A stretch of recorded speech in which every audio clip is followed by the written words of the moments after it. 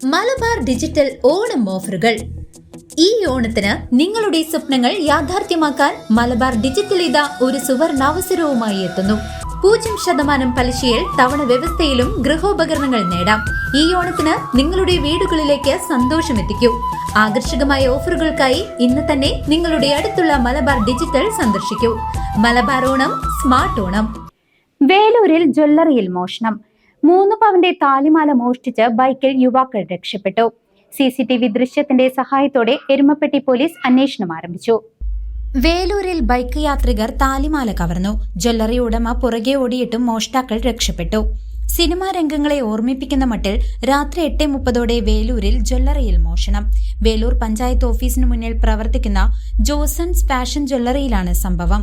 സ്വർണ്ണാഭരണം എടുക്കാനെന്ന വ്യാജാനയെത്തിയ യുവാവ് 3 പവന്റെ താലിമാല മോഷ്ടിച്ച് ബൈക്കിൽ രക്ഷപ്പെട്ടു.